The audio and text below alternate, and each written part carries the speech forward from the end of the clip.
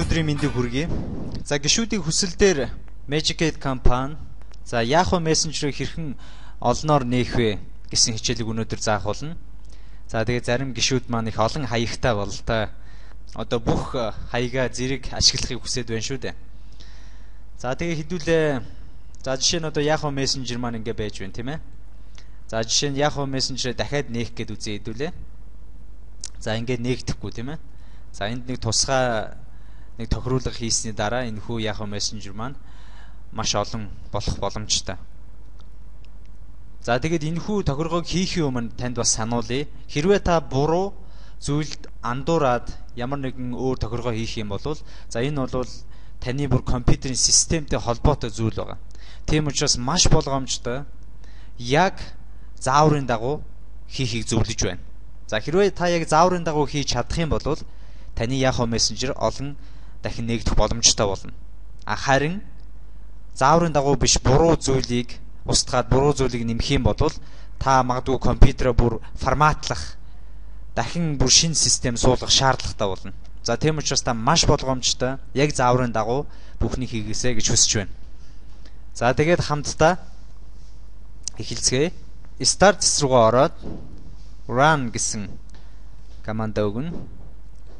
За энэ цонхондоо бид бүхэн юу гэж бичих вэ гэхээр regedit гэж бичнэ. Regedit. За тэгээд OK гэсэн команд өгнө.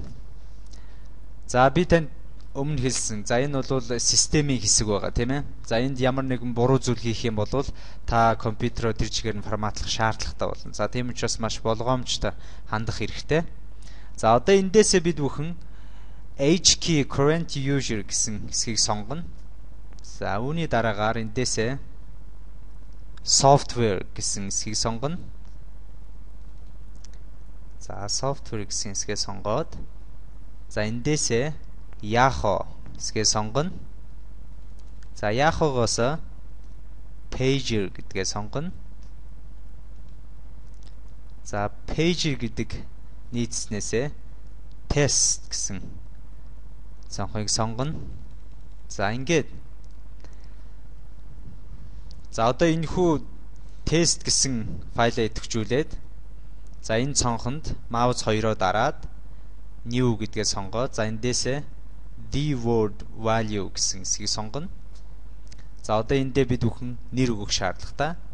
За юу гэх вэ гэхээр за маш олон болгох, маш их болгох гэсэн утгатай plural гэсэн үгийг бичнэ. За ингээд хоосон газар маузаа дараад за эндээсээ за энэ хүү plural гэсэн хэсэг дээр маус 2-оо дараад modify гэсэн командыг сонгоно.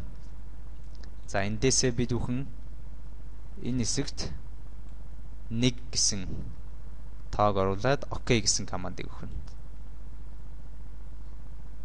За regedit гэсэн үг нь болохоор юу гэсэн үг вэ гэхээр за бид бүхэн сая start руугаа ороод run хэсэгтээ бичсэн тийм ээ. Regedit гэдэг. За энэ нь болохоор register edit гэсэн утгатай үг байгаа. За энэ хүү үгнээс гаралтай үг байгаа.